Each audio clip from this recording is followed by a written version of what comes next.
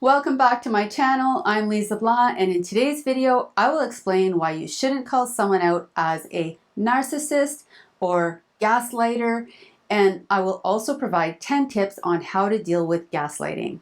If you haven't seen my video about what gaslighting is and the 5 signs to recognize that you are being gaslit, click on the link above.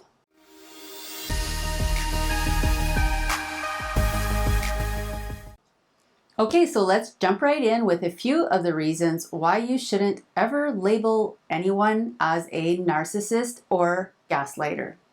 First, it's a serious allegation, and if it's true, it will likely lead to an escalation of the psychological abuse. 2, labeling someone as a narcissist or a gaslighter attacks the person rather than constructively addressing their behavior. And this is not a healthy way to communicate a concern, and it makes you look like a toxic person, or at least as someone who engages in toxic behavior.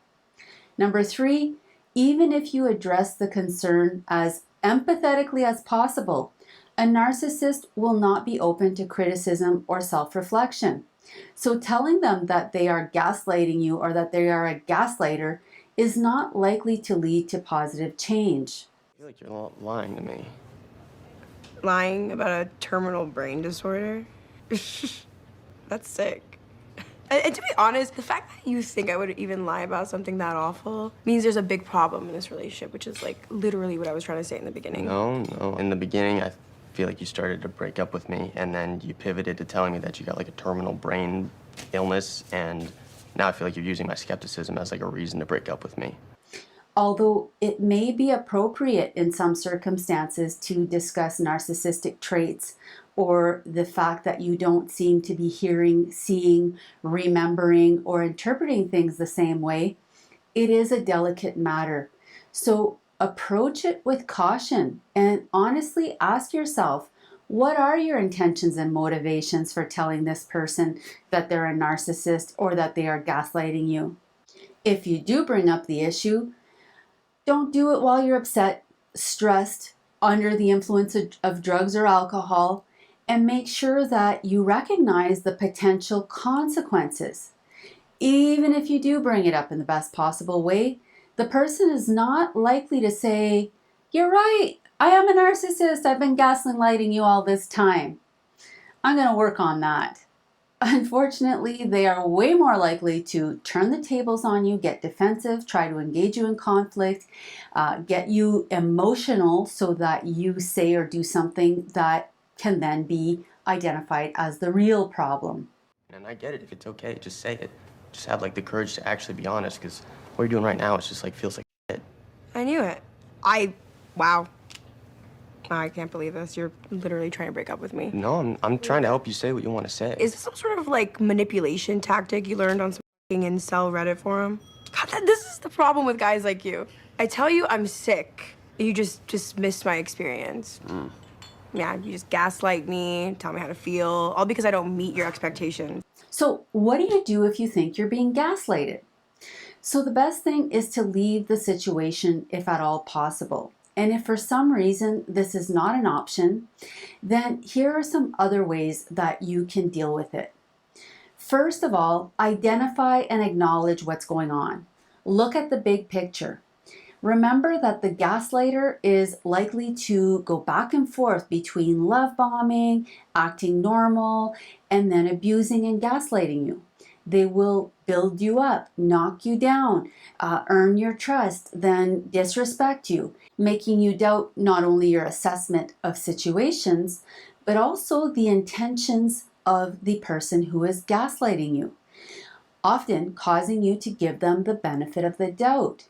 So it's important to honestly examine and document the overall patterns. Second, you're probably going to need help seeing things clearly. So get an outside perspective. This can be a trusted friend who hasn't been influenced by the narcissist. It can be a mental health professional who has experience with narcissistic abuse. You may also want to consider joining a support group. Being connected to a positive and objective support network is key to getting you grounded back in reality. Number 3, when you recognize that you are being gaslighted, take a step back. In that moment, create space, zoom out, and observe the gaslighter's methods. Don't just listen to their words. Notice their body language, their shifting strategies as they try to get an emotional reaction and try to get you entangled with their narrative. Number 4, remain calm. Escalating your emotions will not help in this situation. As soon as your stress response is activated, it's checkmate. Because once you are in this emotional state, you are very easy to manipulate. Number 5, don't buy into the gaslighting, but also don't defend or attack the person who is gaslighting you. Once you start defending yourself or attacking, you are stuck in quicksand and you will quickly go down. There is really no way, no how to convince the narcissist that they are gaslighting you, even if you have hard evidence. The narcissist will simply double down and instigate further conflict, chaos, and confusion. If you have absolute proof, then they will remind you of something you did 2 years ago, or they will say, well, if I did do that, it's your fault, because fill in the blank with your perceived faults, mistakes, and vulnerabilities.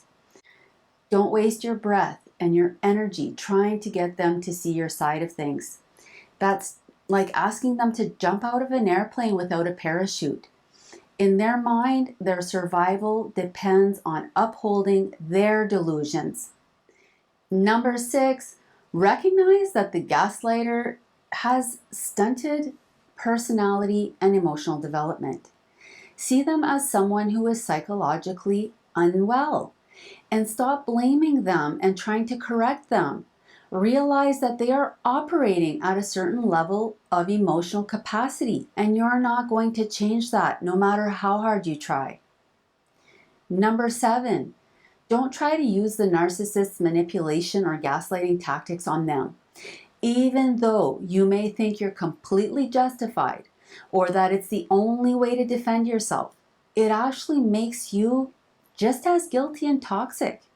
Number 8, spend some time identifying your needs, values, and the vision that you have for your life. Take out old photos of yourself and try to remember who you were and what you were like before you met the narcissist. What were your boundaries? What were your non-negotiables? In what ways and in what areas of your life have you changed and have you allowed your boundaries to be crossed? Work on identifying, setting, and maintaining healthy boundaries that work for you and that will help restore your sense of self and your sense of self-worth. Number 9, practice self-care and work on rebuilding yourself by spending time doing things that you used to enjoy, hanging out with people that bring out the best in you. Number 10, be realistic.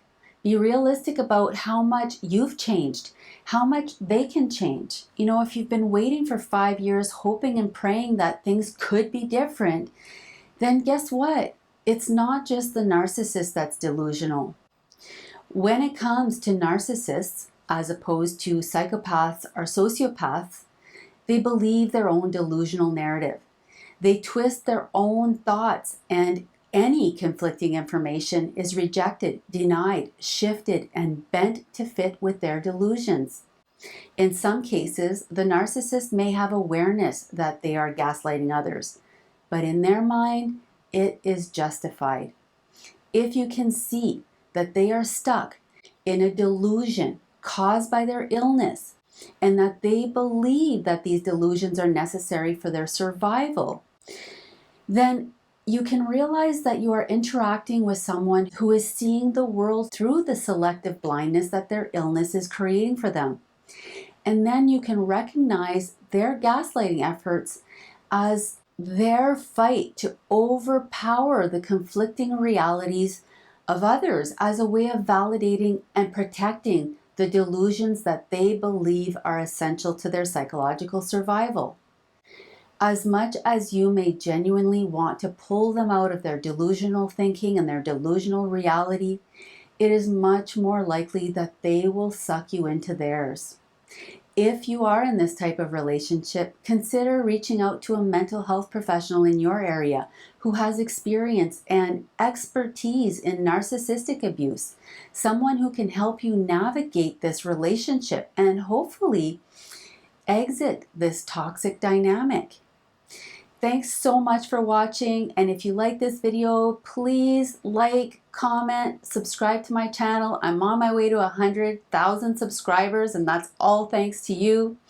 And for more information about gaslighting, click on the link above.